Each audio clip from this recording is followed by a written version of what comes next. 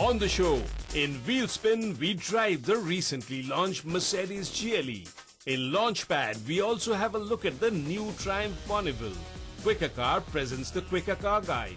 And on the road, we drive the Fiat Avventura powered by Abarth to Vrindavan.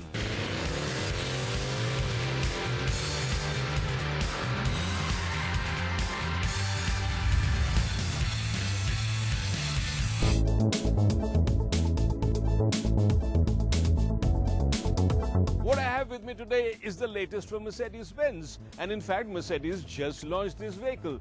This is the GLE, and in fact Mercedes also tells me that this is the largest selling SUV in their portfolio. And the GLE here actually replaces the M-Class, which was Mercedes' premium SUV offering. But from now on, if you are to look for a premium SUV in the Mercedes range, then this is the GLE you'll have to look at.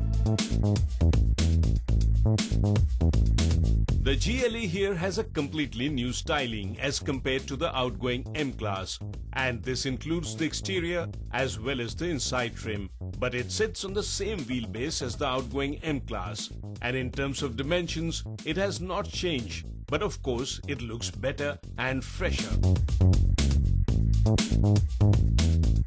The GLE here is a big car no matter which way you look at her, measured in at a little over 4.8 meters with a wheelbase of close to 2.9 meters, which means that she is good enough for 5 passengers plus some luggage.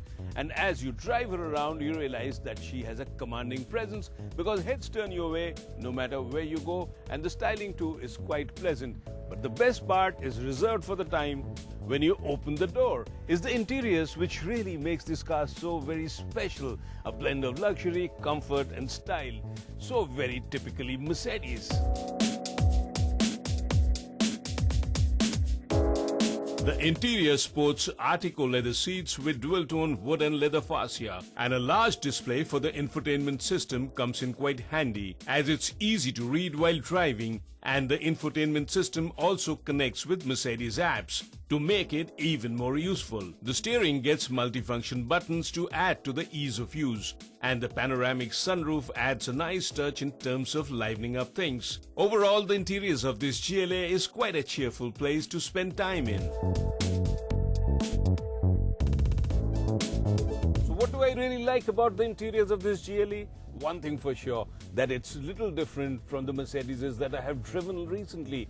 In fact, if you have noticed, all the Mercedes interiors pretty much look the same lately, but not so in this GLE, thankfully. This looks quite different and refreshingly different, I must say. In fact, if you look at the instrumentation here, this is not only quite visible, easy to read, but they also come with attractive chrome surrounds, which gives it a nice touch. Overall, the fascia layout too is different, and I think it's very nicely done. The color schemes are very pleasing and the quality of materials is really good. In fact, this looks like a car which is really well made. And the only thing that will probably remind you that you're still inside a Mercedes is this display here, which is stuck on the fascia in a tablet-like fashion. Other than that, the interiors are quite different. The rear seats are spacious in terms of both leg space and headroom, as the GLE is a tall car and you can actually stretch out on a long drive. As you open the boot, you'll be surprised at the space. It can hold up to 690 liters of luggage, and the flat surface helps you for both loading as well as unloading. And if you do decide to fold down the seats, the space becomes huge and can gobble up over 2000 liters of luggage. Pretty impressive.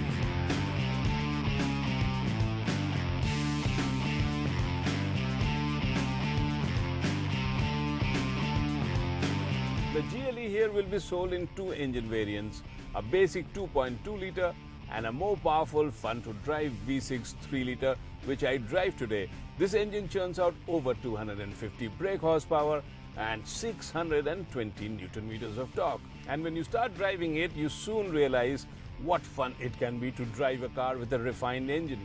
In fact, the power delivery here is also very linear, so across the rev band, you don't feel the shortage of horses at all, and you don't hear much of the engine. It's really quiet in here.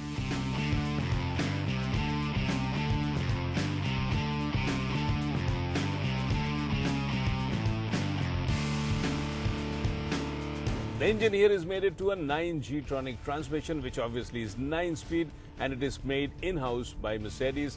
And this is also the world's first 9-speed transmission in a luxury sedan or a luxury SUV. And as far as this gearbox is concerned, this is one gearbox which really shifts in a very nice way.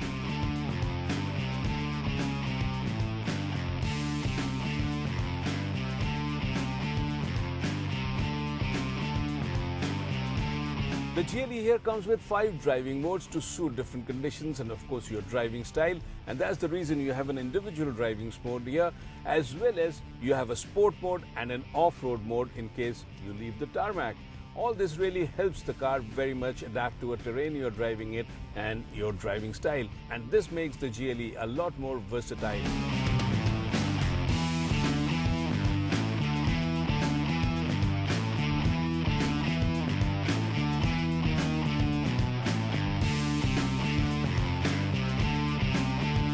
The GLE 350D here rides on 21-inch alloys, and it is the 140mm of ground clearance, which makes it a nice car to venture off-road with. And in case you encounter bad terrain, you can also raise the height up to 215mm. And this is a big help and easily allows the GLE to qualify as an off-roader. Not only this, you also get off-roading driving mode to improve things further. The GLE also comes equipped with the Mercedes 4MATIC or the permanent all-wheel drive.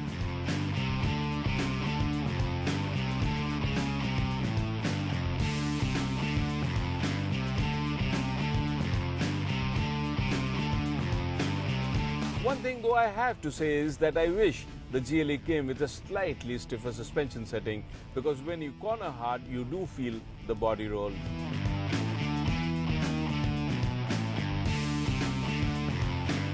And what I also like about the GLE is the high driving position, which does provide a nice view of the surroundings, and on the highway does wonders for your confidence. And what is also reassuring is that it comes with a long list of driver aids and active safety features, plus of course 6 airbags for passive safety.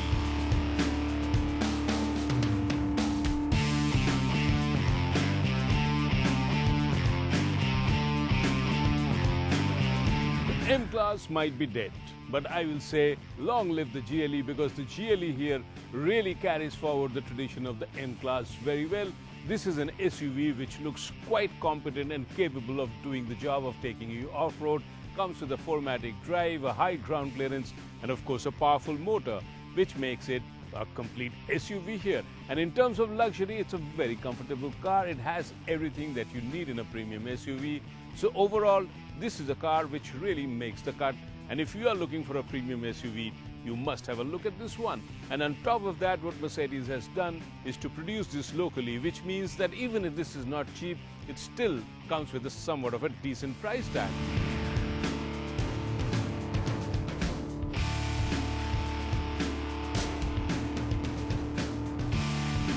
The GLE will be locally manufactured by Mercedes in their Chakan plant, and the top-of-the-line 350D will be priced at Rs 71.14 lakh, while the 250D with a smaller engine will be priced at Rs 59.95 lakh, ex-showroom Delhi.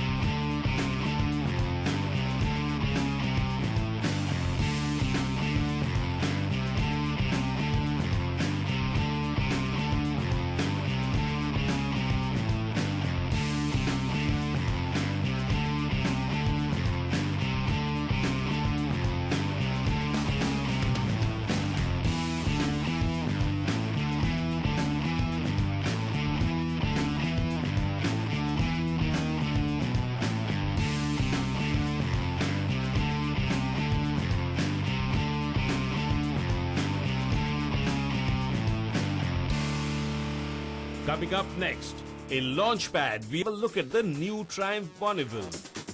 Quicker Car presents the Quicker Car Guide.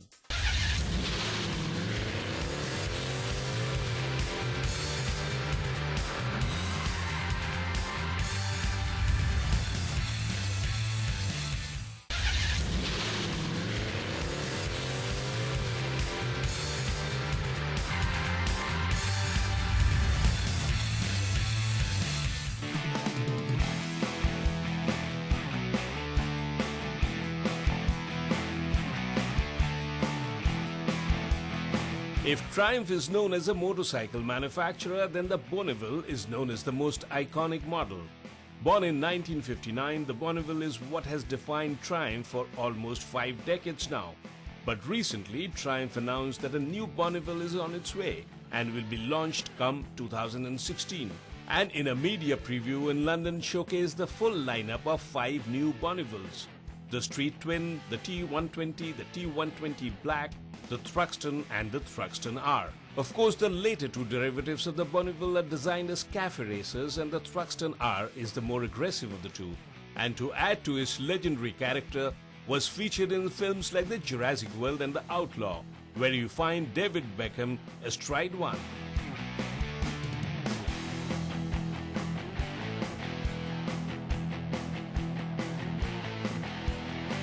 This new generation of Bonneville are actually quite new in every sense. They sit on a new chassis, have a new suspension setup, and the engine that is bolted on the chassis is also new and more powerful. The Thruxton as well as the T120 and the T120 Black gets the typical British parallel twin 1200cc motor, while the Street Twin will be powered by a 900cc. But even in the Street Twin, the power and the torque curves have been revised, and they belt out more power and delivery has been made more linear. And Triumph claims that they have become much more fun to ride than before, and they sound different too. But to the purist, it is the T120 and the T120 Black which will appeal, as it bears more resemblance to the original Bonneville and comes across as a classic which has been revised to blend in the modern with the heritage. And the result is a motorcycle which the old-timers will instantly fall for. All this looks very promising, but we will wait for the final verdict till we ride it. And of course, Triumph announces the price, which they say will be very competitive.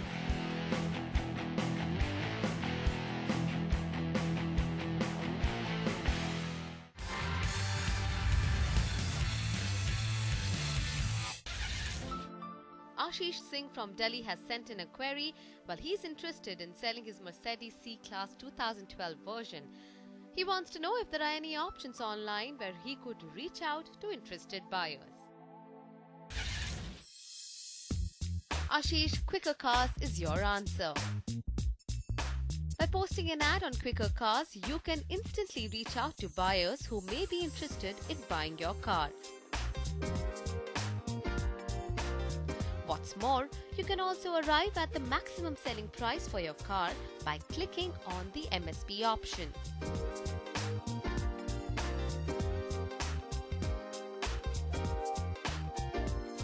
Download the Quicker app, upload pictures of your car, enter your details including your name, contact number and email address. Click on the number privacy option to avoid all unwanted calls, and only genuine buyers will get in touch with you through direct chat. Press the post ad button to make your ad live and get the best deal for your luxury car. Coming up next, on the road we drive the Fiat Aventura powered by Abarth to Vrindavan.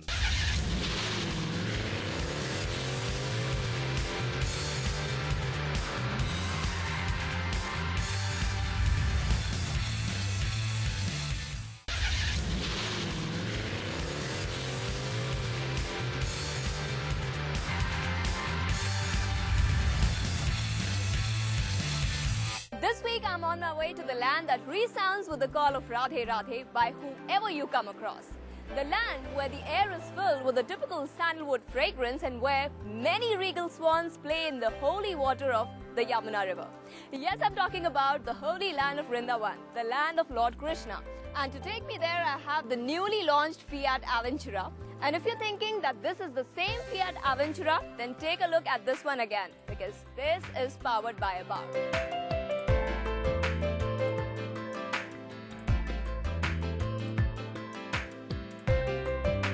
The moment you get inside the car, you realize that this one is crafted for car lovers. Premium and sporty, it creates magic inside. The dashboard that adds to your style statement. Soft touch, dual tone and great craftsmanship. Music for your ears, and of course not to miss the adjustable steering wheel, which you can position as per your comfort. Overall, this is a really nice car loaded with ample features and comfort that's required for a long drive. So let the music play as I head to the beautiful land of Vrindavan.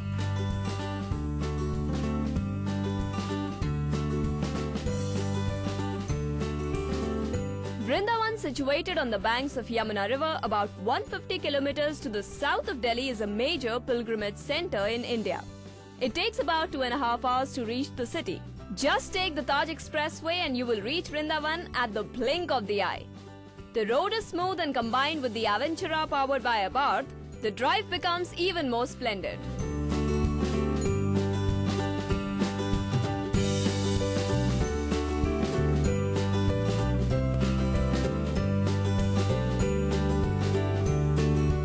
Well, the moment you start driving, you know that this is a fast car.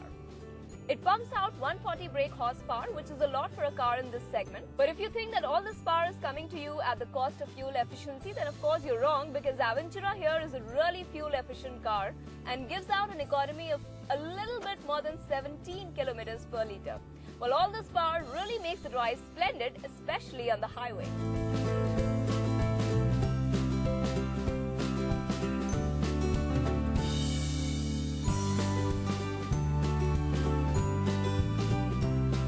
As you reach the holy land of Vrindavan, you notice that it's a very small city with closely knit lanes.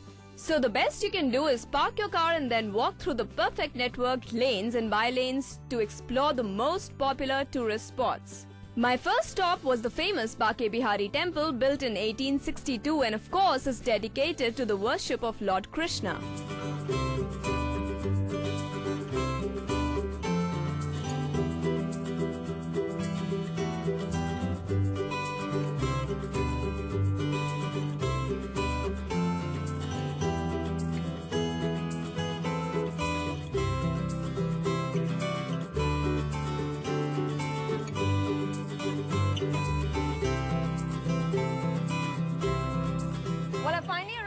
Vrindavan, the land of Lord Krishna. Hence we find many temples dedicated to the worship of Radha Krishna.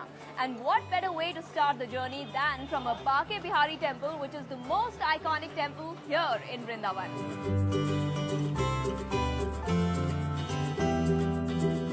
Vrindavan is indeed the temple town. Many of the locals I met in Vrindavan were staunch devotees of Bake Bihari. Tucked into a corner next to a post office, a short walk from Madan Mohan will lead you to Bake Bihari temple. Lord Krishna is worshipped as Bal Krishna, Baby Krishna, and no bells are rung for fear of waking him. One of the most famous temples here, Bake Bihari is something which should never be missed.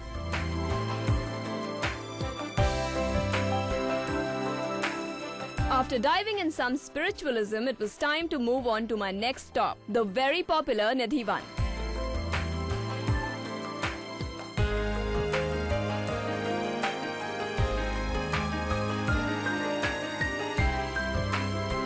Haven't you wondered if the famous Ras Leela of Krishna and the gopis really did take place? Well, there is indeed a place in Vrindavan where it is said that Lord Krishna visits every night with his gopi dancers. Let's find out more.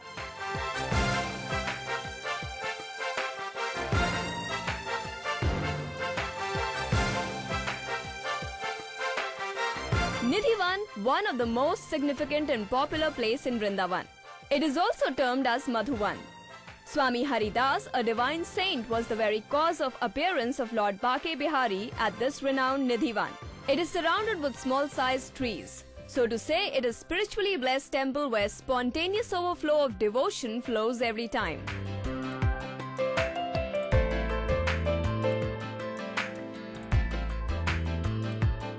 Well, I'm standing in the middle of this absolutely magical Nidhivan. Look around and you will just find basil or tulsi trees. It is also believed that after the sacred process of Aarti, not only human beings but any kind of single animal also can't remain in the periphery of this temple. In case anyone does, they become dumb, deaf, blind, lame or die. So I decided to leave before it gets dark, and my next stop was the very famous Yamuna Ghat.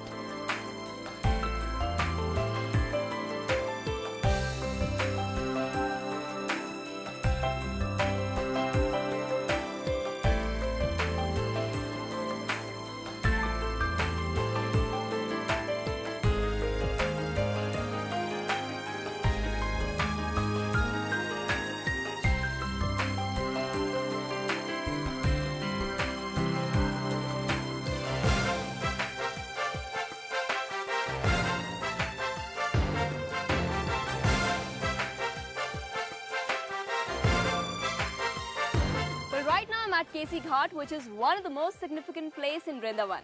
All you need to do is take a boat to get the magnificent view of the entire area.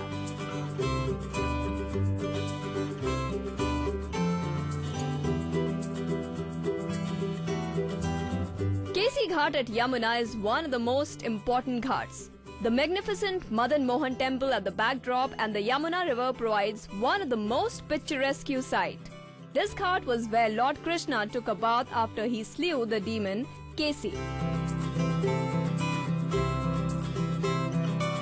My boat ride was indeed very serene and breathtaking experience, and after all this it was time to feed my taste buds, and well, being a food enthusiast, how can I not have the delicious lassi?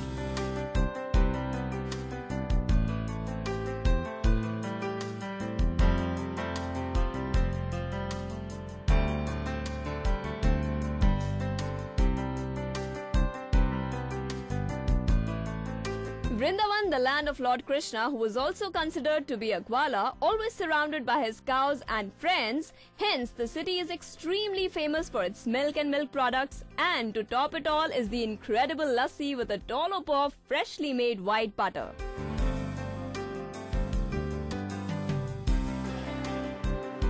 Well, do try the delicious lassi which is available at every street corner in Vrindavan.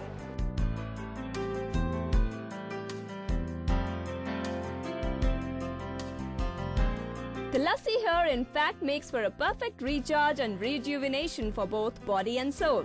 Hence, with all the regained energy, I headed to explore the Vrindavan marketplace.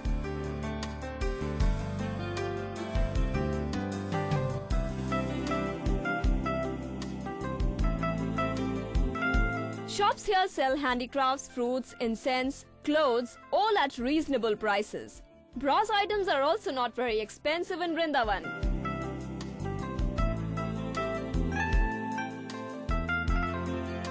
Tourists will find numerous sculptures, portraits, paintings, finger rings and necklaces with the image of Lord Krishna engraved on them.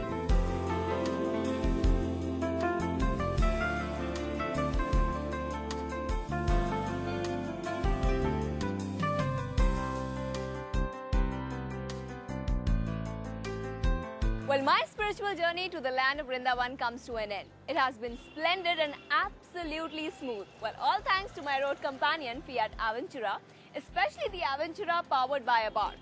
While Fiat Avventura compels you to live an exciting life that you see, and in a package as classy as this one. Can you ask for more?